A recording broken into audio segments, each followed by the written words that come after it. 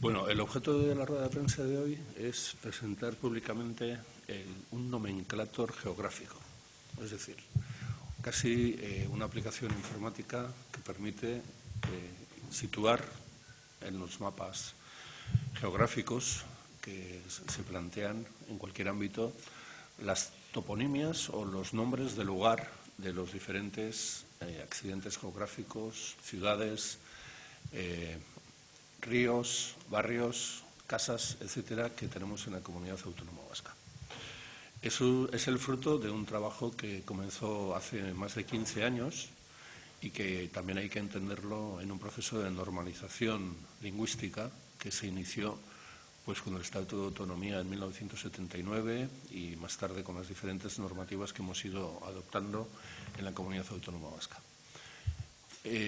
La tarea de fijar una denominación oficial o una denominación recomendada para los nombres del lugar no es una tarea sencilla. Exige bucear y registrar muchos documentos históricos. Exige también conocer los usos orales y las formas en las que los ciudadanos y ciudadanas usan esos nombres del lugar. Exige contrastarlos, exige tomar decisiones. Las decisiones no siempre son lingüísticas, muchas veces son también de carácter político y a veces son epidérmicas incluso. Por lo tanto, es una tarea bastante exigente y es una tarea que nunca acaba.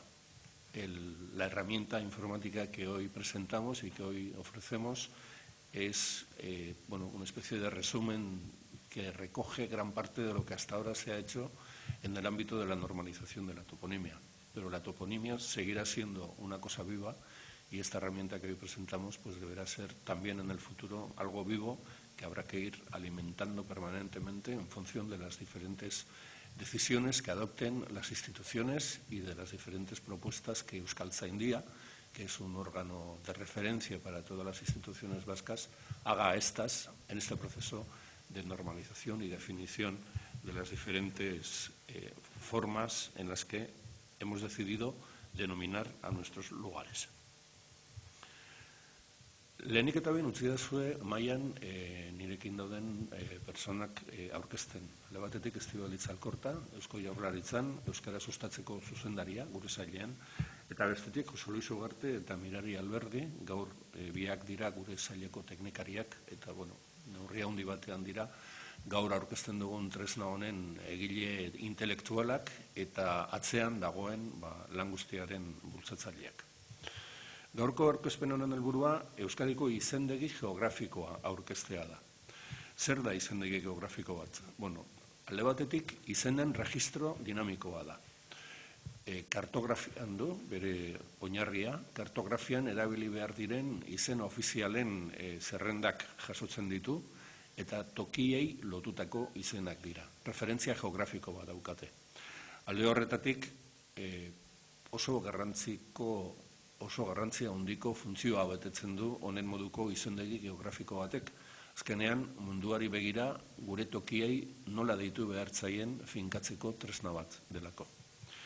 Izendegi geografikoan jasotzen diren toponimo ofizial eta lehenetsiak izango dira gure erakundeetatik Instituto Nazional Geografikora bidaliko ditugunak eta instituto honek hartuko dituenak bere mapak eta bere kartografiak egiteko eta ezin dugu ahaztu Instituto Geografiko hori dela bai Europan eta bai nazioartean toki izenak hartzeko eta toki izenak erabiltzeko erreferentzia nagusia.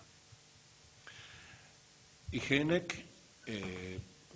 gure kasuan Eusko Jaurlaritza aukeratu zuen toponimia gaietarako bere iturri modura eta IGNek eramango ditu gero nazioartera eta Europar Batasunera toponimian hartzen diren erabakiak. Eta kontu honetan guk eta geuri dagokigunez azpimarratu nahi dut beharrezkoa dela Euskaltzaindiaren lanaren aitormena ere egitea, azkenean herri erakundeek gure proposamenak eta gure erabakiak hartzeko, bakoitzak dagokion mailan, Euskaltzaindiak egindako edo hartutako erabakiak eta proposamenak erabiltzen ditugulako. Beraz, eta lehenengo laburpen modura, datozen urteetan nazioarteko erreferentzietan agertu beharko luketen toki izenak aurkezten ditugu izendegi geografiko honetan. Lan honi, gutxi gora bera, 2005-2006an heldu zitzaion, horregatik izan dut lehen 15 urteko lan eskerga bat duela, bere baitan. Eta gaur aurkezten dugun izendegi arau honetan, toki izenei buruzko informazio derrigorrezkoa eta nahita nahiezkoa ageri da, ez? Alde batetik izen ofizialak ageri dira, baina baita ere, Euskaltzaindiaren proposamenez lehen etxitakoak, toki bakoitzak eukelitzaken izen deitura ezberdinak, aldaerak, eta toki horiek kokatzen dira geografikoki mapa batean. Lan honetan ez dago bakarrik kultura eta hizkuntza politika sailaren lana, kartografiari lotuta eta mapetan eta kartografiatan toki hauek kokatzeko oso garrantzitsua izan da ingurumen eta lurralde sailarekin egin dugun elkarlana toki hauek kartografian finkatzeko. Hau izango litzake beraz, gaur aurkezten dugun izendegi geografiko honen funtzio nagusia. Gure kasuan, eta geure jaurlaritzari eta geure sailari zegokionez lan hau egitea, jaurlaritzak alegin bat egin du tresna erabilgarri hau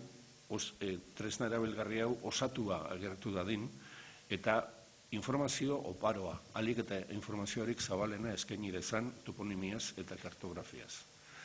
Atari honen barruan, 81.000 fitxatik gora daude. Fitxa horietan jasotzen dira izen bakoitzaren inguruan dauden gora berak.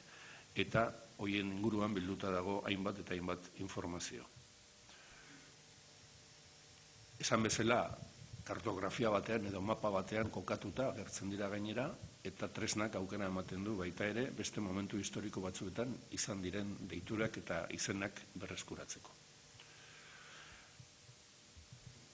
Alde batetik beraz, toki izen ezberdinei eta izen mota ezberdinen inguruko informazioa eskaintzen digu. Izen ofizialak, alegia administrazioek ofizialdutakoak, izen lehenetxiak, zenbait aldaeren artean lehenetxi direnak, eta kasu honetan Euskaltzaindiak zer esan nagusia du, baita ere aldaerak, ahozko aldaerak, dokumentuetakoak, kartografikoak, eta baita ere kasu batzutan toki bati deitzeko ageri diren edo existitzen diren izen ezberdinak. Desagertutako leku batzuen izenak ere badaude. Eta guztira, eta uste dut datu potolo honek ongi adierazten duela proiektu honek duen dimentsioa, 1.500.000 leku izen edo toponimo inguru jasota daude gaur aurkezten dugun datu base honetan. Hainbat informazio erantzi diogula esan dizuet, eta hor azpimarratzeko da dokumentazio historikoa. Toponimiaren inguruan hainbat ikerketa eginda, eta ikerketa biek diren neurri handi batean informazio iturri jaso diren fitxetarako. Eta kasu batzuetan ahoskerarekin zerikusia duten erabakiak eta kontuak eta aholkuak ere badaude. Kasuren batean, eta gero ikusiko dugu, proposamenak ere egiten dira gauzak izen horiek nola ahoskatu beharko genituzken adierazteko. Eta, berriro diot, garrantzia ematen diogolako geolokalizazioaren kontua, ez da? Toponimoak geografikoki agertzen dira, baina norabaite horiek dira gure referentzia nazioarteari begira, eta nazioartean dauden eta egon daitezkeen mapa kartografiko ezberdinetarako. Eta lehen esan dudan bezala, toponimiaren kontu hau ez da gai baketsu bat. Orain finkatzen ari garen toponimia hau azken 40 urte hauetako ekimen bat izan da. Aurretik, beste egoera politiko eta linguistiko eta soziolinguistiko batzuetan beste erabaki batzuk hartu ziren. Beraz, nolabait, azken 40 urte hauetako erabaki ahalmena jasotzen da tresna honetan. Eta askotan egoten dira dudak, egoten dira zalantzak, egoten dira eskariak. Eta honen moduko tresna batek horiek ere jaso behar zituen, eta horregatik oharrak eta iradokizunek izeneko atal bat du, bertan nahi duen herritarrorok bere kezkak agertu ditzak, bere eskariak egin edo bere proposamenak azaldu. Prozesu historiko baten puntu batean gaude eta beraz normala da, proposamenak eta dudak egotea, eta horri ate bat zabaldu behar genion tresna honen bitartez. Por lo tanto, el nomenclátor geográfico que hoy presentamos cubre dos funciones principales. Por un lado, recoge la toponimia normalizada que en estos momentos tenemos en la comunidad autónoma del País Vasco, y es la toponimia que las diferentes instancias proponemos para que así sea recogida y reconocida en la cartografía internacional que se haga o se pueda realizar sobre la comunidad autónoma vasca. A la hora de fijar estas denominaciones oficiales, la última palabra, en el caso del Estado español, la tiene el Instituto Geográfico Nacional. Y el Instituto Geográfico propuso a las comunidades autónomas del Estado español que realizaran esta tarea para elaborar un nomenclátor toponímico. En el caso de la comunidad autónoma vasca, el Gobierno asumió esta responsabilidad, como he dicho antes, hace más de 15 años y ha sido un proceso permanente hasta llegar a este proyecto que hoy presentamos. Y en ese sentido, antes lo he dicho, pero repito, ha sido importante también la colaboración con Euskaltzaindia.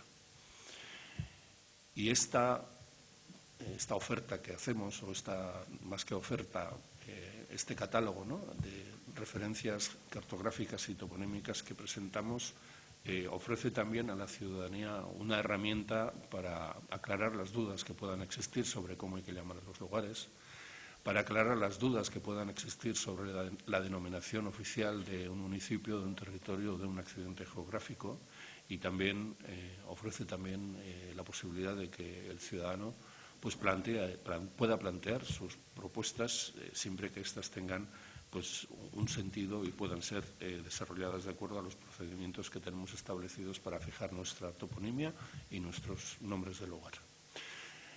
Hau izango litzake sarrera nire partetik, eta orain Estibaliz Alkortari emango diot hitza azalpena osatu dezan. Ni osatze aldera 3 puntu bakarrik, gehituko nituzke. Lehenengo eta behin azpimarratu beharra daukagu, izendegi geografikoa etengabe osatzen ari den, etengabe osatzen eta eguneratzen ari den tresna da dela. Azken urteotan, udaletatik etorritako datu asko eta asko izendegian kargatu behar ditugu, eta lan hori apurka-apurka egiten ari gara eta egiten jarraituko dugu.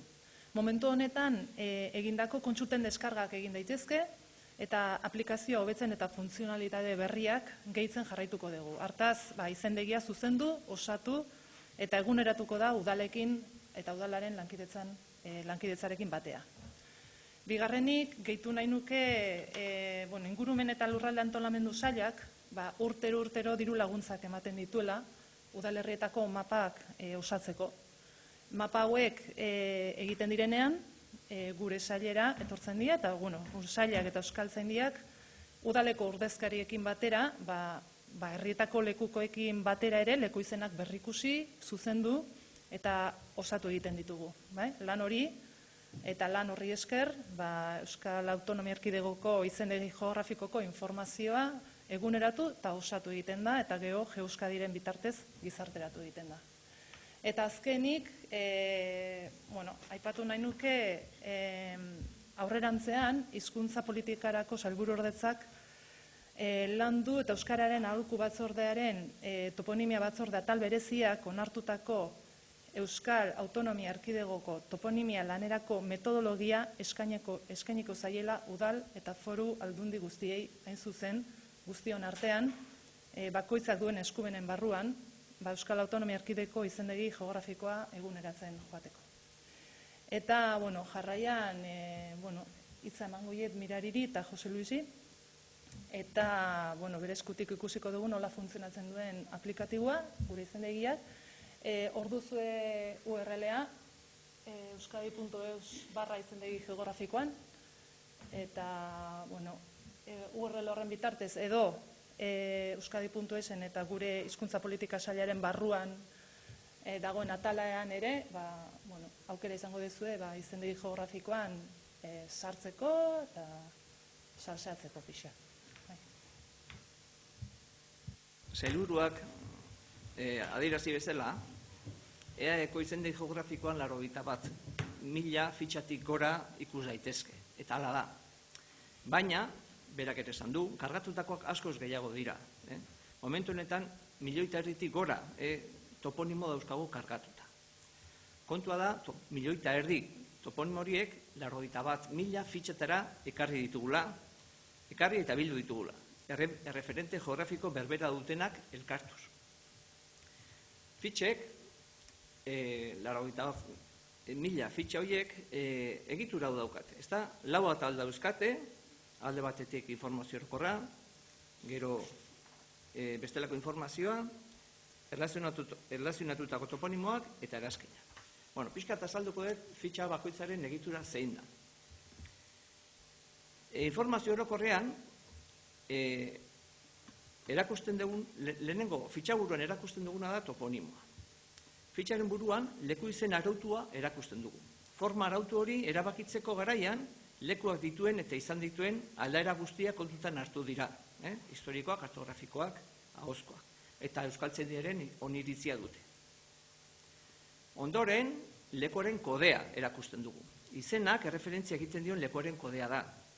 Leku berri bat sartzean izendegiak automatikoki ematen diona. Leku bakoitzak kode bat du. Ondoren, izen mota. Horrekin adierazten da fitxaren buruan dagoen izena zer den. Ofiziala den, lehenetxia den edo anonimoa den. Izen ofiziala dira, sailburuak esan duen bezala, erakunde eskumendunek ofizialdutako leku izenak. Momentuz, izendegi geografikoan 1.500 dira ofizialdutako izenak eta ofizial modura azaltzen direnak. Aurrerantzean, askoz gehiago izango dira, prozedurak eta aurrera jarraitu ala. Izen lehenetxiek dira, lekuari erreferentzia egiteko hobesten diren formak. Arautu egiten dira, horren premia badute, eta goian aipatu bezala horretarako hainbat alderdi hartzen dira kontuan. Aldaera historikoak, ahoskera, erabilera eta bar. Anonimoak dira, leku bati referentzia egiteko lehenetxeaz gain erabiltzen diren gainerako izenak, baina ez dira lehenetxearen aldaerak. Esaterako, eman dezagun bi toponimoak dauzkagula leku berberari erreferentzia egiten diotenak, Ollokiegi eta Karpone. Biak helduaingo baserri bati egiten dira referentzia.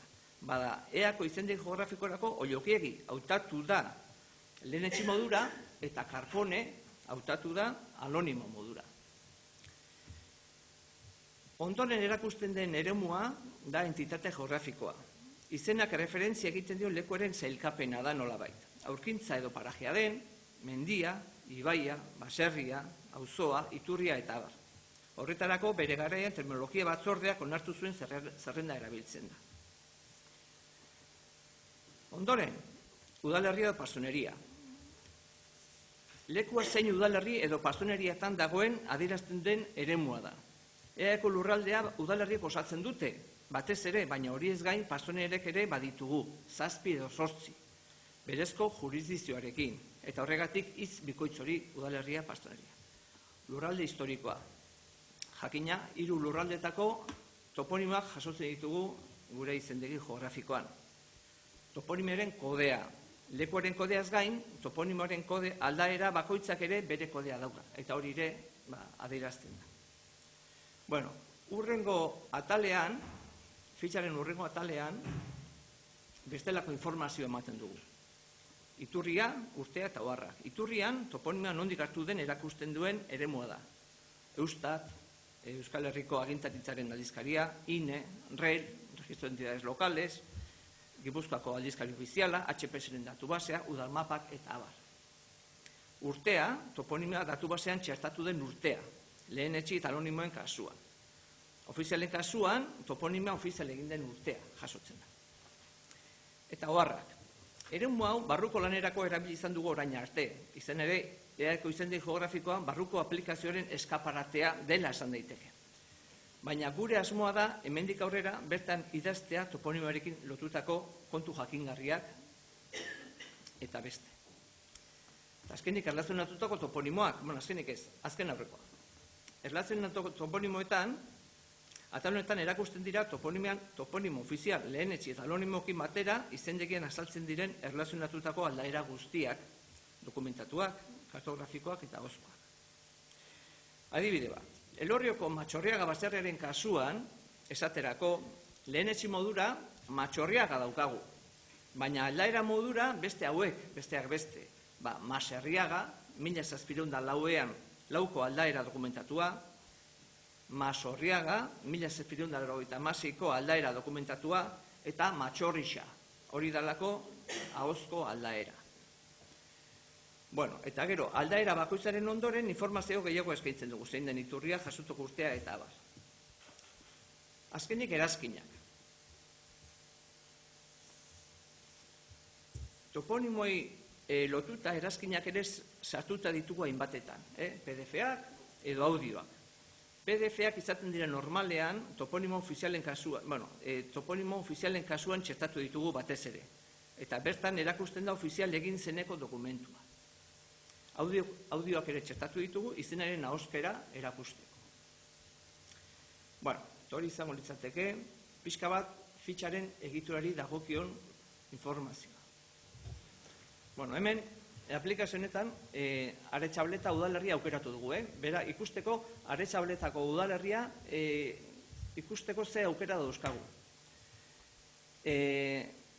Horretarako, EAEko izendi geografikoren berrikuntza bat da toponime geometriak erakusten direla. Non kokatuta dauden eta haien edadura zein den. Aretxabaletako kasuan, hemen ikusten da zein den udalerriaren edadura. Baina ez hori bakarrik, geruza desberdinak aukeratu ditzakegu toponimo horiek ikusteko. Geoskadik eskaintzen dituen zerbitzuei esker. Eta hauek dira Geoskadik eskaintzen dituen zerbitzuak. Hemen handituko dugu pantalla. Eta hauek dira. Momentu honetan, aktibatuta dagoen geruza da kartografia topografikoa. Eta defektuz hori jarri dugu, batez ere, hor zestrakurbak eta ikusten direlako eta erliebea ondo ikusten delako. Baina, beste geruzaren bat aktibatu nahi izan ezkero, aukera badago ere horretarako. Esate baterako, aktibatu dezakegu iazko ortofotoa. Eta hor ikusiko genuke, iaz, Aretxabaleta udalerria nola ikusten zen airetik. Aktibatu dezakegu, kartografia hibridoa. Kasu honetan, ortofotoa, gehi, gero nabarmentuta daude, errepideak eta errekak. Aukeratu dezakegu, kartografia grisa, eta aukeratu dezakegu, 2001ko ortofotoa. Eta hori ez gain, aukeratu dezakegu, baita ere, aukeratu ditzakegu ortofoto zaharrak. Lurralde bakoitzantzako ortofoto bat edo bestea da hobea. Esate baterako, Gipuzkoako kasuan, 1954ko ortofotoa aktibatzen bali badugu, hau ikusiko du. Eta honek informazio ematen informazioa da, hori dela 60 urte nola zen lurralde hau, ez da. Eta hau oso importantea da bai kartografiarako eta baita ere toponimiarako ere. Ikusi dezakegu, desagertutako baserriak eta nun zeuden ikusi dezakegu. Eta hemen, kasu honetan gainera, hau aukeratu dut, Aretxabaleta aukeratu dut, zain zuzen, Aretxabaletan orain baserri pila badagoen leku honetan, urtegi egin zelako, ez da. Eta dana dala, badago beste tresna bat, honek beste tresna bat eskaintzen du, eta da, tresna hau. Bi ortofoto edo bi geruza erabili ditzakegu, esate baterako, ondorako hartuko dugu iazko ortofotoa, eta laukitxo horren barruan sartuko dugu ortofoto zaharra.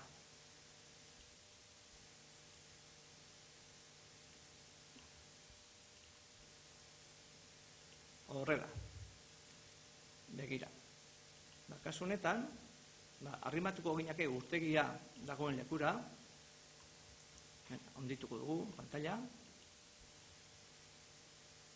eta ikusiko dugu, horrein dela, 1900 eta 1954 urtean, oin urtegiak harrapatzen duen leku hori, nolakoa zen. Nolakoa zen. Basarri hori denak identifikatuta dauzkagu. Eta bere geometriakin ja sartuta dauzkagu. Torrun, aukera egongo da, zean bitartez, izendegi geografikoaren bitartez, baita desagertutako baserriak ere ikusi ahal izateko. Modu honetan, bere geometriarekin modu honetan ikusi ahal izateko. Eta nire aldetik hori azaltzea zen.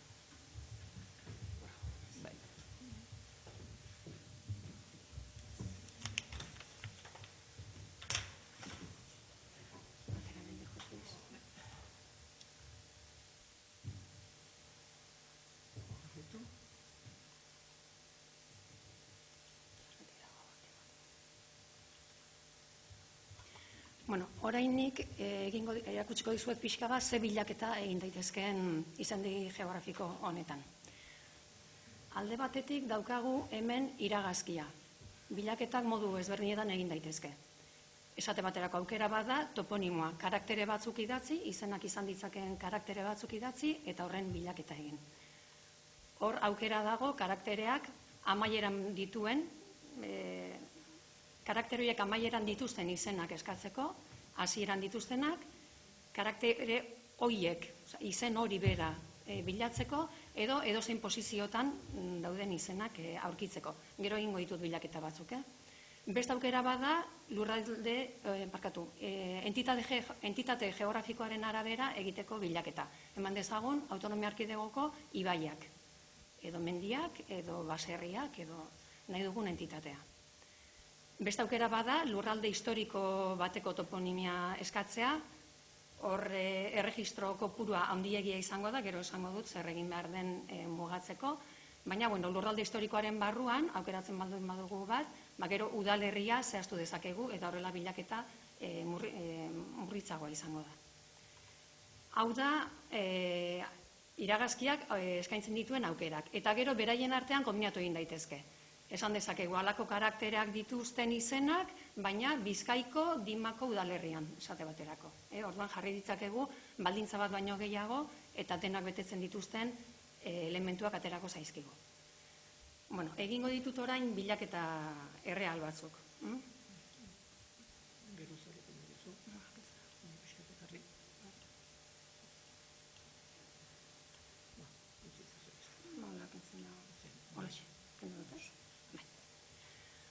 Eman dezagun, egingo dut bilaketa bat karaktere jakin batzuen bitartez.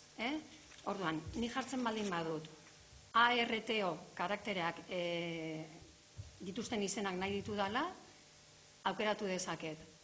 Hoiek amaieran dituzten izenak, aterako lirateke Marto, Jarto, Luxarto, hasieran dutenak, Artola, Artomaina, Artontor, edo izen hau, egongo balitz, izen bate leku bat hartu duena, aterako luke, kasu honetan ez dago, autonomia erkidegoan, eta gero tartean, edozein posiziotan karaktere horiek dituzten izenak. Nik bilaketa hau egingo dut. Eta zehaztuko dut hemen kontzejua dela.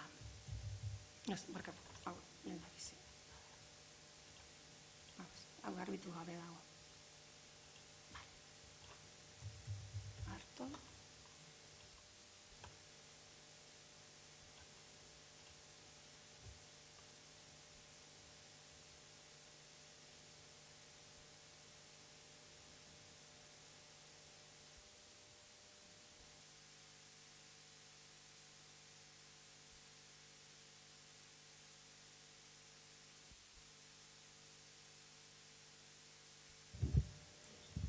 Bilaketa honetan ateratzen diren emaitzak, emaitzaren elementuen kopurua handiegia da hemen pantailan erakusteko, 60 elementuko muga dago jarrita. Orduan, aukera dago datu horiek eskatu ditugunak esportatzeko. CSV batera eta irekituko zaigu Excel fitxategi bat. Eta hor ikusi ahal izango ditugu elementu guztien datuak. Hauek dira lehen Jose Luisek eta sailburuak ere aipatu dituzten datuak. Zerrenda honetan dauden guztiek daukate toponimoaren izena, izen mota, entitatea, lurraldea eta bar. Lehen fitxari buruz aipatu ditugun datuak.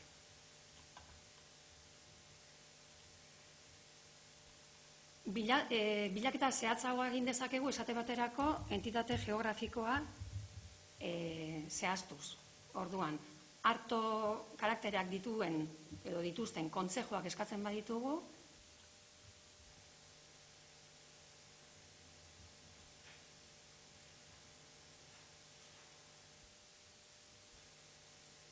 aterako zaigu Artomaina kontzejua, Arabakoa, Amurrioko udalerrikoa.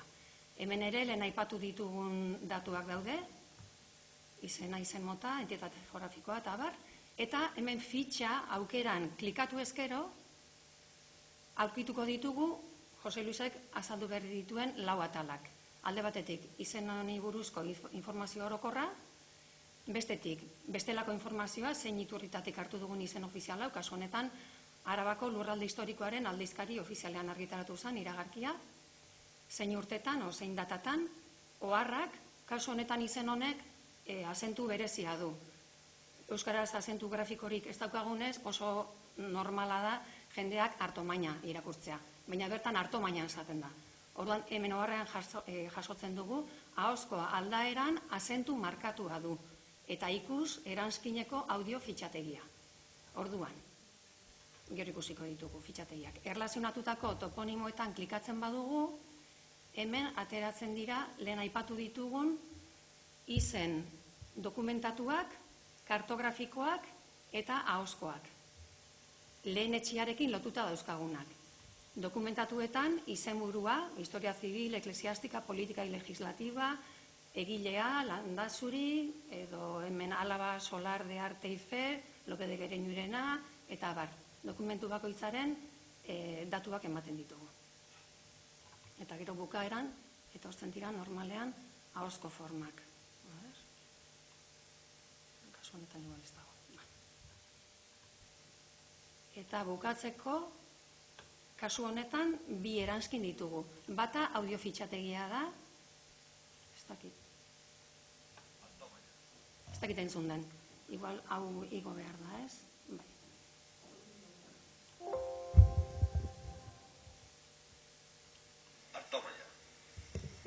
Hor azentua entzuteko, eta horrela dauzkagu audio batzuk dagoeneko txertatuta eta beste batzuk txertatzeko prestatzen ari gara. Bereziki, ahoskeran zerbait berezia daukaten kasuetan, ze toponimo guztien ahosko fitxategiak ezin ditugu prestatu eta kargatu. Baina bereziak interesgarria da sartzea.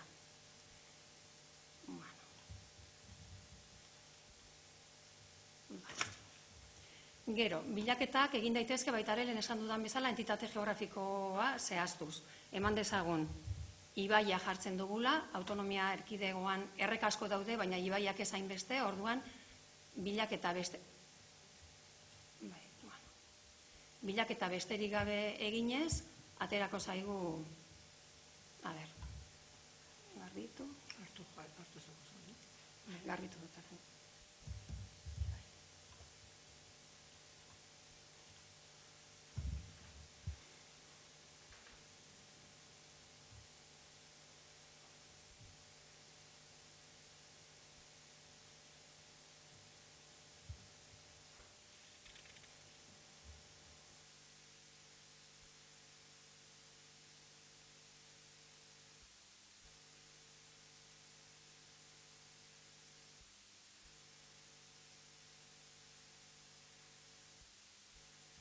Kableren batek ikutzen dio. Orduan 57 ibai ditugu autonomia erkidegoan, eta horietatik, bosna erakusten dira pantailan. Nahi baldin baditugu denak batera ikusi, esportatu egin ditzakegu datuak, eta lehen bezala, Excel fitxategi batean ikusiko dugu zerrenda osoa.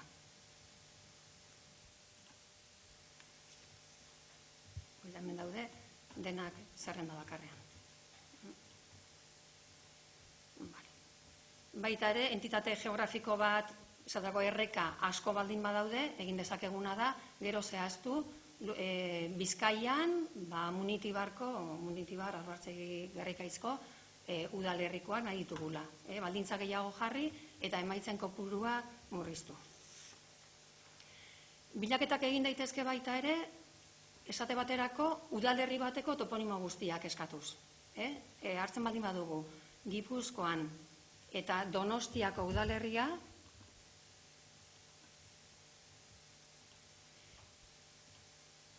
aterako dan emaitza 1000 toponimo, 1000 elementu baino gehiago dituena da. Orduan, hauek emaitza gehiagi dira, mugatu eginda 1000-ara. Orduan, kasu horietan toponimo asko, egin dugun bilaketak elementu asko ematen dituenean, bi aukera daude. Bata da, lehen aipatu duguna, hemen, oharrak eta iradokizunak aukera erabiltzea, eta mota honetan jartzea konsulta. Orduan, hemengo datuak bete, eta deskribapenean eskatuko genuke nahi dugun konsultaren emaitza. Eta HP hizkuntza politikarako sailburu ordetzatik bidaliko litzateke eskatutako informazioa. Eta beste aukera da bilaketa gehiago zehaztea. Esate baterako Donostian eman dezagun berri karaktereak amaieran dituzten toponimoak nahi ditut. Orduan bai, orduan emaitza azalduko da askoz bilaketa mugatuagoa dalako, zehatzagoa dalako. Hemen agertzen dira Donostian berri amaierarekin dauzkagun baserri izen guztiak, 35 dira guztira. Beste kasu batzuetan, eskatzen dugun udalerrian hainbeste leku espaldin badaude,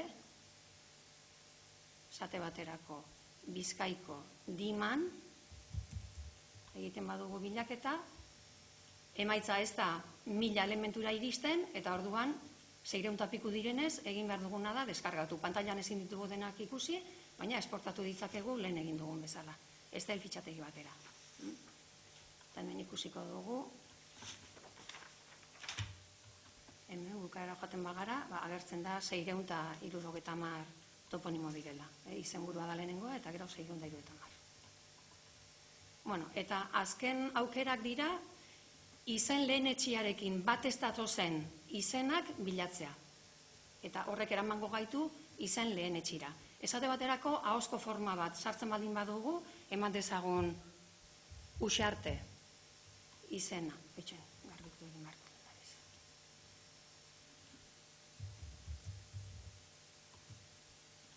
Uxarte izena.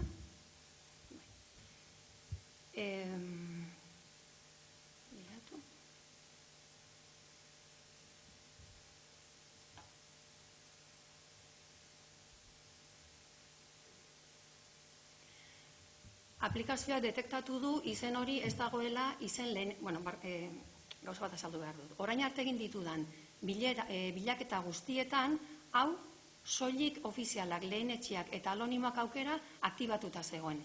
Horrek esan nahi du bilaketa bakarrik egiten zuela izen horien artean. Bakarrik bilatzen zituen ofizialak, lehenetxiak eta anonimoak. Ahozkoen bitartez bilaketa egin nahi baldin badugu, hau desaktibatu egin behar da. Eta orduan bilatuko du datu base osoan, dauden datu guztietan. Bai ahozkoetan, dokumentatuetan eta kartografikoetan. Eta lehenetxietan ere bai. Orduan, Uxarte bilatzen baldin badugu, hau atera da, bigarren orrialdean ikusten da toponimo lehenetxia denetan Uriarte dela. Uxarte delako izen lehenetxi horren ahozko forma. Orduan aterako zaizkigu.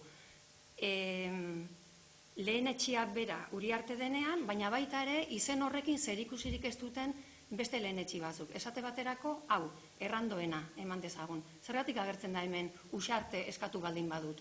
Bere fitxan, errandoenaren fitxan, erlazionatutako toponimoetan badagoelako Uxarte forma.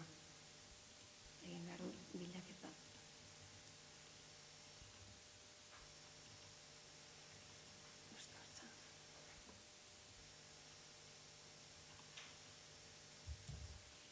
Egingo banu bilaketa errandoenarena, hau izen lehenetxia da, eta bere fitxan aurkituko dugu Uxarte errazionatutako toponimoetan.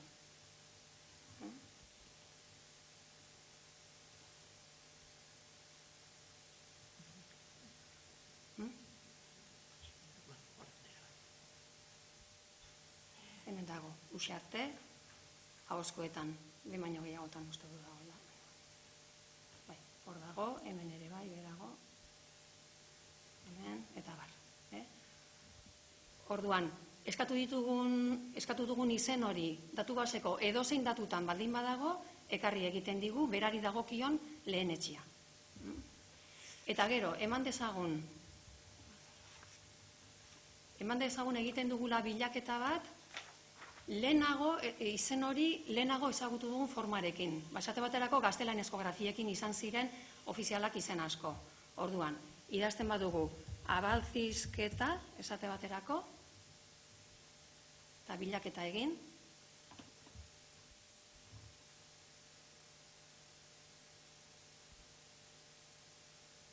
Aterako izuagu mezua, esan ez aldaera bat bilatzen badugu lehenetxia agertuko dela, edo ofiziala, eta hemen daukagu abaltzizketa, izen ofiziala dena, gaur egun, eta udalerriaren geometriarekin kokatuta. Datu base osoan egin duelako bilaketa. Eta hau da, prestatu duguna.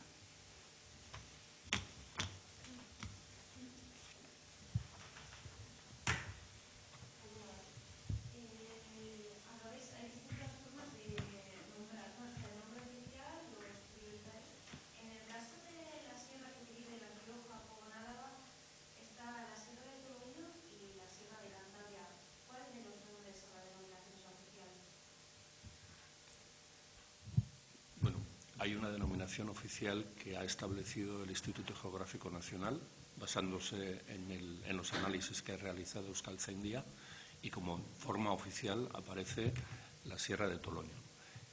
Si entráramos en el término que tenemos, en los términos recogidos aquí, comprobaremos que existe también la posibilidad de denominarlo con un nombre como Sierra de Cantabria o Sierra de Codes, y veremos además, constataremos que en muchos de los lugares que rodean esa sierra figura el nombre de Sierra de Cantabria. Por lo tanto, está establecido el que sería el término oficial, pero también los términos usados por los ciudadanos que viven a su alrededor.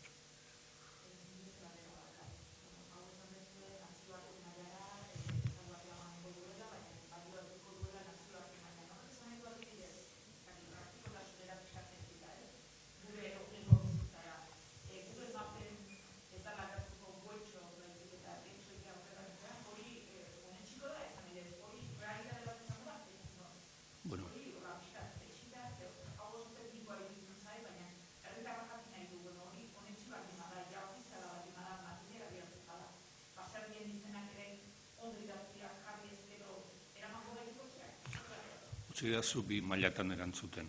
Bata nazioarteari begira eta bestea guri begira. Dano konturatu gara, mendian ibiltzen garenean, gero eta gehiago, baserrien izenak ikusten ditugula karteletan. Hor, atzean lan badago, ze izen horietako bakoitza egin behar izan da aztertu eta normatibizatu. Hor atzean, ez dirudi, hemen oso teknikoa dirudi bilaketak, baina horren aplikazio praktikoa ez da inteknikoa. Halako basarreri nola deituko zaion, nola baite lehen etxita edo erabakita geratu da, eta horri esker, hainbat herritan ikusten ditugu kartelak adieraziz, auzo horretan dauden baserriek zer izen duten. Hori mailarik gertuenekoari begiratuta. Eta besteari begiratuta, errealitatea da, gaur egun sartzen bagara Googleen eta ematen badugu Arrasate, Arrasatek bidaliko gaitu mapa batera, eta hor agertuko den izena da Mondragon. Eskalaz bajatzen bagira, Mondragonen ondoan agertuko da Arrasate, baina Aretxabaletan grafia bakarra ageri da, CH. Arrasateren izen ofiziala onartu zuen Euskaltzaindiak 1983an. Eta Gipuzkoako Aldundiak, Gipuzkoako herrien izendegia finkatu zuen 2004an. 2019an oraindik, ikusten da, ez dugula hori lortu. Baina hemen oso garrantzitsua da, Espainiako Geografiko Institutu Nazionalak, onartzea hemengo deitura ofizialak oinarri bezala, zoiek izango dira, bere bitartez Europara eta mundura proiektatuko direnak. Beraz, seguru nago, denbora batean, erabaki ez da gurea Googleena da, beste batzuen artean, baina denborarekin hori lortuko da. Prozesu honek 40 urte bakarrik daramatza indarrean. Hori ere ez genuen ikastu beharko. Hori hizkuntza baten historian oso betikia da.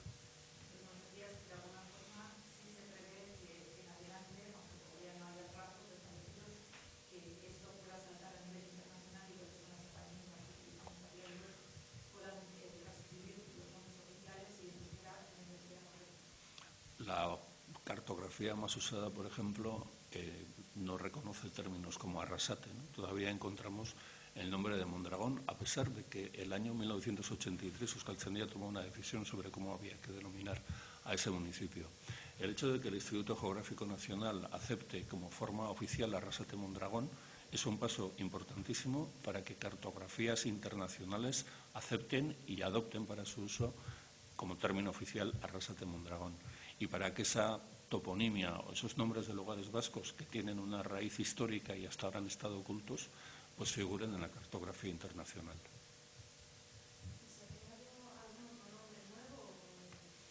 No, en ningún caso se ha creado ningún nombre nuevo. O sea, este trabajo está basado en las propuestas que las entidades que tienen la capacidad de tomar decisiones en este ámbito han ido tomando. En unos casos son las propuestas que ha realizado Euskaltzaindia, en otras son los términos que han establecido los órganos correspondientes de los territorios históricos, y en muchos casos son las entidades locales las que deciden esas formas o las que establecen las fórmulas predeterminantes.